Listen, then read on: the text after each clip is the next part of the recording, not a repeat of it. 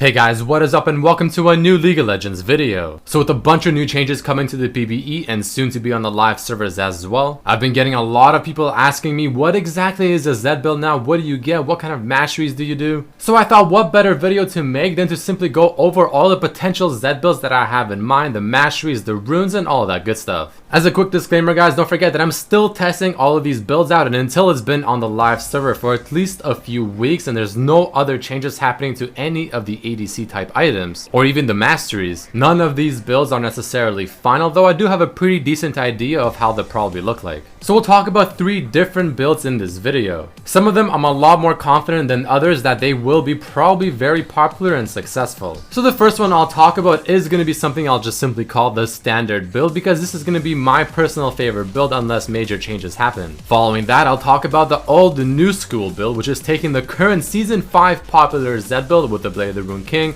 and then transitioning it into season 6 and how it can look like. And the final build I'll talk about is going to be the crit Z build because I do feel like critical strike chance and just damage overall is going to be a popular trend within season 6. This is going to be the least likely Z build that I think will be used, but it's still something worth mentioning. So let's start things off by talking about what I think will be the new standard build, and this is the one that I personally enjoyed the most when testing it on the PvE server. So I think the first best thing to show when talking about any of these builds is actually the build itself and what items to get. So a common trend among all 3 of the builds are going to be the starting items, whether it's a longsword and potions or the new starting item called Cull and a few potions. Now for this build I actually have 6 items listed as core items. Now that's only because I feel like all 6 of them work together really well. But if I were to remove any of these items from this build, it would probably be the Infinity Edge and maybe the Phantom Dancer, in case you want to replace it with one of the other options listed below. So you can notice that there is no Blade of the Rune King in this build because I feel like it's just not as necessary as it is currently. So Youmuu's is 100% going to be your first item in every single build because this item is just so strong, and if you can finish it early on into the game, you'll have a huge power spike. You'll want to then definitely get your boots, and if you're simply just snowballing hardcore mode, you want to probably go for the Infinity Edge next. But if you're not snowballing and you're just doing okay, the Death's Dance is actually not a bad choice, even though it is listed as a defensive item. But other than that, these are the items that I'm talking about in the standard build that I enjoyed the most. So what I do like about this build is that it does have a nice mix of new items and old items, bringing the best of each season into one big build,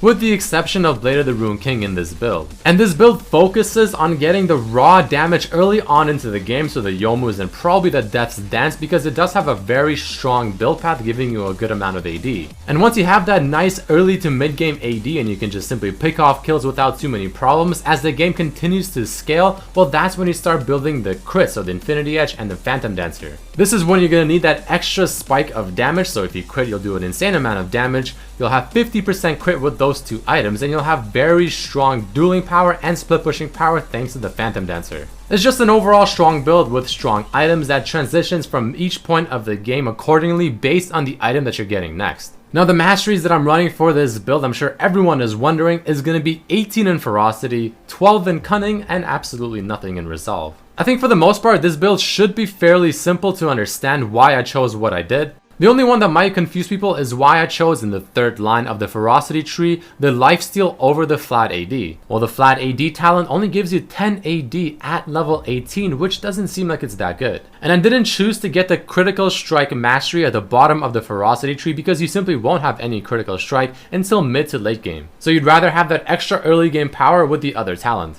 And here are the runes very quickly that I run for this build. I have 5% CDR at level 18 in the blues and the rest are MR per level. The reason for this is because I'm not running Black Cleaver in this build, but if you so choose then you don't need any CDR blues. So with this you'll have 25% CDR, and then if you so choose you can also get the boots of lucidity and exactly hit 40%.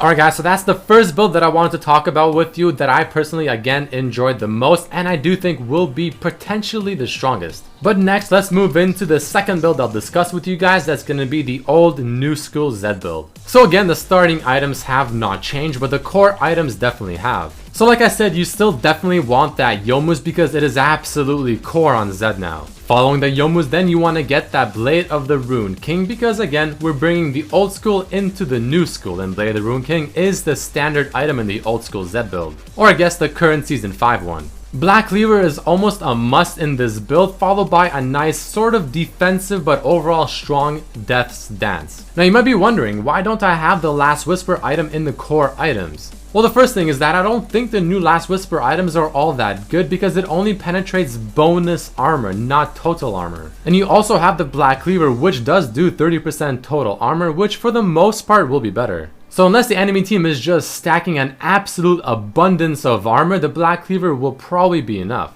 And another option, if you so choose, is to remove the Blade of the Rune King and replace it with the gorgeous Tiamat or Hydra. But other than that, this is how this build is looking. So again, I do highly recommend this build if you're just a huge fan of Blade of the Rune King on Zed and you just cannot play him without it. And I mean, for the most part, this is still a very strong and well-rounded build, taking the best item of Season 6 in my opinion for 80 champions, that's Dance, and transitioning it into this build as well. And the new Phantom Dancer at the end of that build could also be very strong because you'll have so much crazy dueling power. So even though I don't think this is the #1 build for Zed, it's definitely not far from being it. It is almost just as strong as the standard build I just talked about, but again, if you do prefer the Bork, you want to use this build. But like I said at the beginning of the video, guys, nothing is final. I could be wrong on some of the things I'm saying. This is just my thoughts from playing Zed on the PvE for several games. The mastery page for this build is actually the exact same because again, there's not a whole lot of critical strike chance happening in this build. And the runes are also very similar, but there's absolutely no CDR in the blues because you have 20% from your Black Cleaver, you have 10% from your Youmu's, and you have 10% from Death's Dance, that's 40%.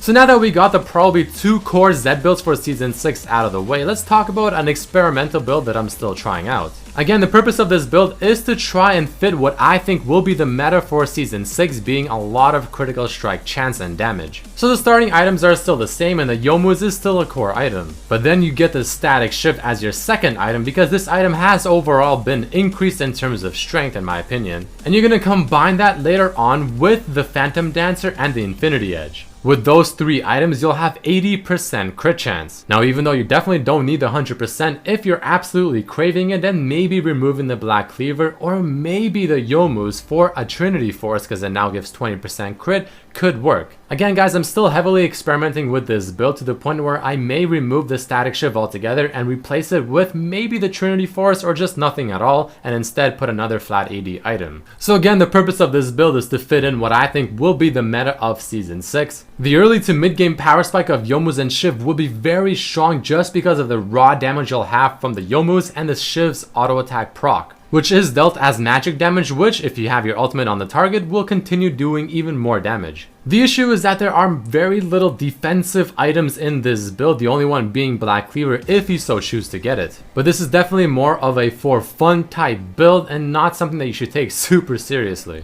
So the only change in the masteries is going to be at the very bottom of the ferocity tree, taking the crit talent instead of the flat AD one. And for the runes, since I don't have Death's Dance as a core item, I have 10% CDR at level 18, because with the 10% here, the 20% from Black Cleaver, and the 10% from Youmu's, that's 40%. But if you don't care much for 40% CDR on Zed, then you can simply replace the blues with just flat MR or MR per level and have no CDR there. But that is about it for this video, guys. I mean, a lot of people have been asking me, what exactly do you do for Zed for Season 6? What items? What are the best options? What are the runes, the masteries? Well, there you have it. I did play quite a few games on the PvE as Zed to experiment, but again, this is nothing final because until it comes out on the live servers, assuming there's no more changes, I'll be further testing these builds in harder games in ranked, on the lower ping as well, and just overall more games. So once Season 6 finally does roll out to the live servers, I'll eventually update this video to let you guys know exactly what I'm almost confident will be or is the current strongest Zed build.